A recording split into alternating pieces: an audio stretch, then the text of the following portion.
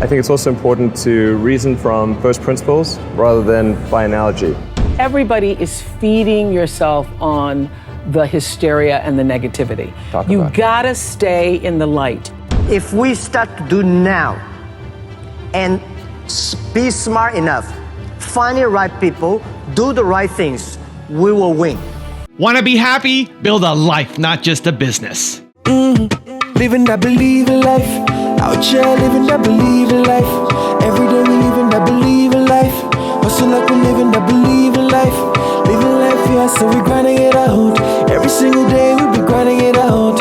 Hustle like we living that believing life, oh. That believing life, oh.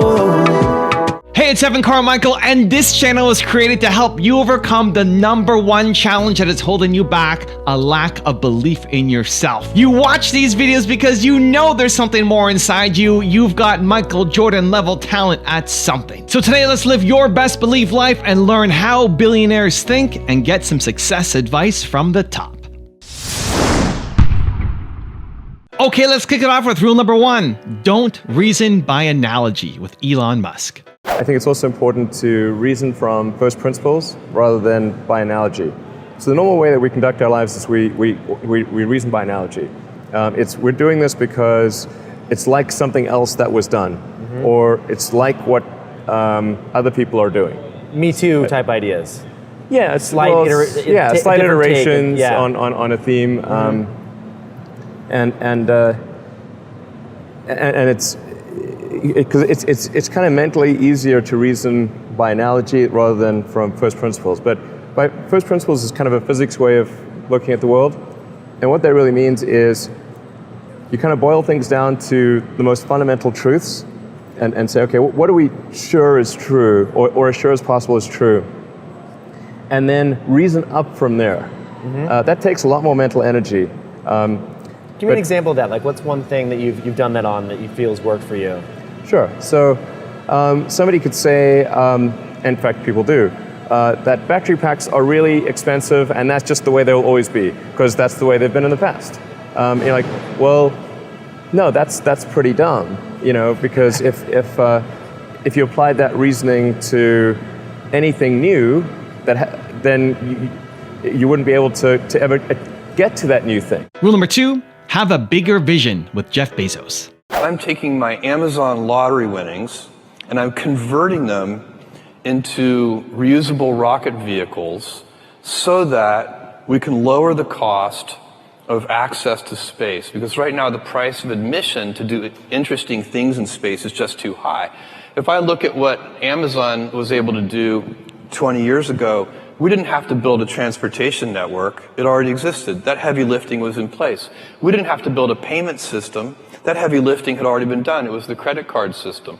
We didn't have to put a computer at every desk. That had already been done too, mostly for playing games, by the way, and so on. So all the pieces of heavy lifting were already in place 20 years ago.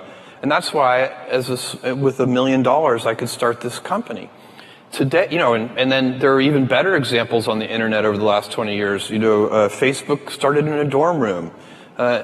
I guarantee you 2 kids cannot build a giant space company in their dorm room. It's impossible.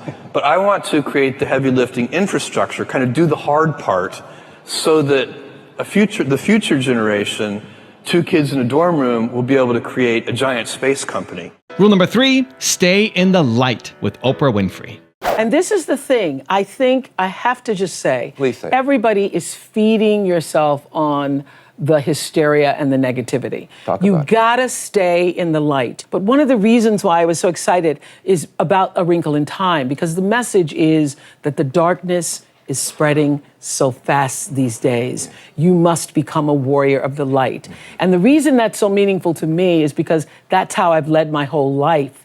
And every moment in that film, I just felt like, I'm just saying what I normally say. It's true. and for these times, the darkness is there to show you your light. Look at what has happened. So if you put the focus on, look at what happened with the darkness that showed up in Parkland, and the darkness that showed up on the streets of Ferguson, and the darkness that showed up in many homes in Chicago with shootings and senseless murders.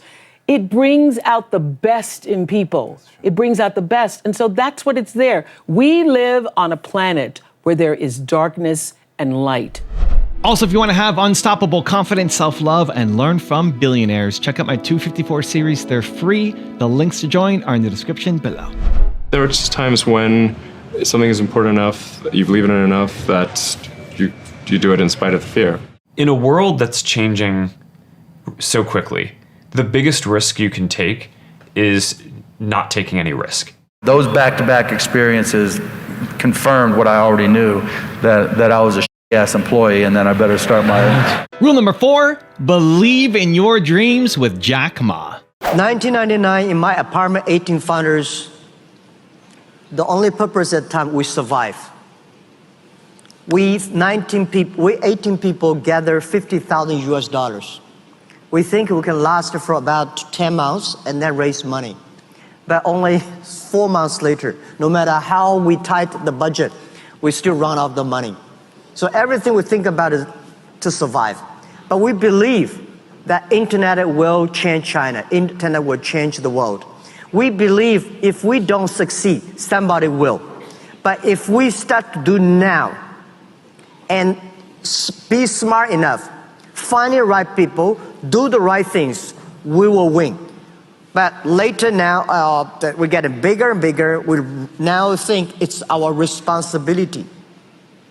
It's something that it's the mission somebody put in our heart that we should do more, because we find we helped created 40 million jobs. We helped over millions of companies, small companies survive. Why we cannot help 100 million jobs globally? Why we cannot help small business in Africa, Middle East, developing countries, make them successful?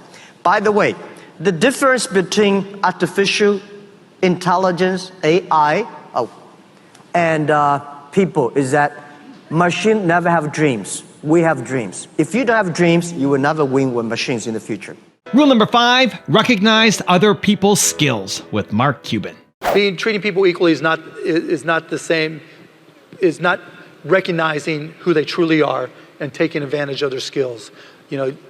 And I've learned that through Cint. I've learned that through all this. And like Cint and I talk, we'll be a much better organization. I'll be a better exec. I'll be a better investor. I'll be a better shark, because I recognize that treating people equally is not the same as treating them, recognizing their skills and their differences. And for this audience, it's critically important. And I think there's an opportunity now, and I know hopefully people like me will recognize that the old white guys, now newly old white guys that are in positions of power, that there are things that you can do that I can't do. That there are things you see that I don't see.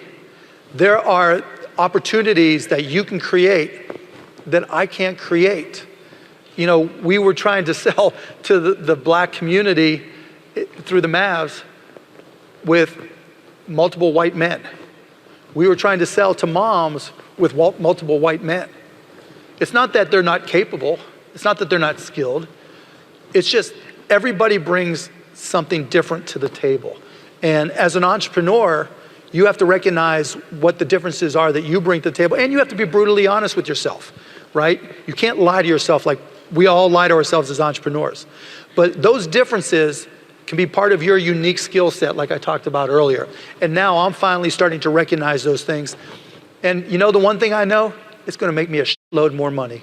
Rule number 6, take on big challenges with Mark Zuckerberg. Facebook is a for-profit company. Why call it .org? Is this a nonprofit? Is this charity? If we were primarily focused on profits, the most reasonable thing for us to do would be to really just focus on the first billion people who are using our products. I mean, the world isn't set up equally, and the first billion people who are using Facebook have way more money than the rest of the world combined. So from a business perspective, it actually doesn't make a huge amount of sense for us to put the emphasis in this that we are right now. The reason why we're doing it is 2 things. One is mission, right? I mean, we're here to help connect the world, and we take that really seriously. And to some degree, you can't really do that if 2/3 of the world doesn't even have access to the internet. So, we just turned 10 as a company. And we decided that in our next 10 years, we want to take on some really big challenges in the world, like helping everyone get online. And that's just an important thing for us, and I think for a lot of other internet companies and fulfilling this mission overall. Now, over the long term, I do think it could be good for our company as well, if you look at it in a 10, 20, 30-year time horizon, because a lot of these countries and economies will develop, and over time, they will be important. And rule number 7, the last one before a very special bonus clip, is hustle with Sarah Blakely. I feel like hustle is the willingness to work really, really hard, and then also your willingness to get the job done, like kind of navigating and doing what it takes. And so there's so much about my journey where I was like, I am not gonna let the outcome or my success be contingent on other people. As much as I can control it, help it, navigate it, I'm going to. So yeah, in the beginning, especially still now, I mean, obviously I'm hustling. I'm like at this where I am now, and I'm running around the airport asking people to follow me on Instagram, you know? I just feel like it's innate in me also to a degree. But in the beginning, like there's a few examples that come to mind. You mentioned that I called my friends and asked them to go buy Spanx, and I wrote everybody checks and sent them a check because I needed to drive momentum, and I had no money to advertise. So I'm like, this product's gonna sit on the shelf, so I needed to get people to go in and buy it. I also, when I went into the stores, I realized very quickly that my product was in the sleepiest part of the department store. It was back in the corner and nobody was going there. So then I immediately went to Target and I bought envelope dividers that you put on your home desk, and I ran around Neiman Marcus and put them at every register, and I put Spanx in them, and then I walked away. And Neiman's has like impeccable visual rules and regulations, and I did that because I had to get my product out of the department. And because I did that, women in shoes started buying Spanx, and women in contemporary, and those decisions made such a big difference. And by the time somebody figured out that nobody else had approved it, because everybody thought somebody else approved it, it was so successful that the head of Neiman's was like, whatever this girl's doing, let her keep doing it. Now I've got a special bonus clip from Paul DeJoria on how to treat people nicely that I think you're going to enjoy. But before that, it's time for the question of the day. I want to know, what is the next big challenge that you need to commit to taking on? Let me know. Put it down in the comments below. And if you made it this far in the video, you're still here watching, I want to celebrate you, because Believe Nation, we don't just watch videos, we do something about it. So if that's you and you commit, you promise you're going to take action immediately after watching this video, give me a hashtag Believe down in the comments and tell me where you're from, because I want to celebrate you. When I worked for other companies, some of them, not to mention any names, were so bad, they would treat people the old way. I'm the boss, here's what you're gonna do because I'm the boss, right? Mm-hmm. Or there were times, for example, where maybe I had $1 for lunch, you can't get a lot for $1. So I just knew that that's how I was. And if I had a company that I had control of, by gosh, everyone was gonna be treated the way I wanted to be treated. So the minute we could afford it, everyone had free lunch. Whether you had money or not, you have free lunch. We pay for it for you. Carpool will pay for that. So we started doing things for people that I wish happened to me. Maybe that's part of fate. Maybe because a lot of things along the way weren't so good, right, that as things started getting good, it was so easy for me to share with our people, so easy to do that. People sometimes don't save money. As soon as we possibly could afford it, we started profit sharing. We're at the end of every year, and we'll take that profit sharing and put it in a retirement fund for you. It's yours. It's yours. If you're here so many years, it goes with you no matter where you go. But it's yours. That's your money. That's really incredible. And how much do you think that sort of golden rule approach has fed into your ridiculously low turnover rate, which is literally almost unprecedented? I mean, that's crazy. True. I try and treat people exactly the way they'd want to be treated, exactly the way I would have wanted to be treated. I'm happy with my people. I realize my people are the company. If my people go, my God, the company goes. People are your company, and they take care of the customer. The customer is always right no matter what. So what do we do so the customer's happier? If somebody's unhappy, we try and discover why. And because you treat people this way, and we love them, you walk in our company, it's love.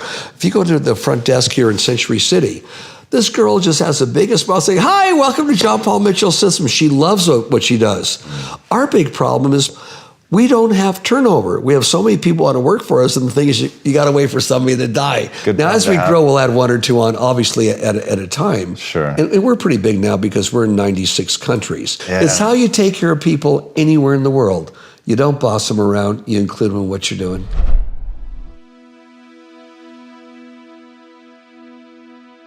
If you want even more advice and wisdom from billionaires, check out the video right there next to me. I think you'll enjoy it. Continue to believe, and I'll see you there. Reusability is fundamental. A fully reusable vehicle will cost 100 times less per flight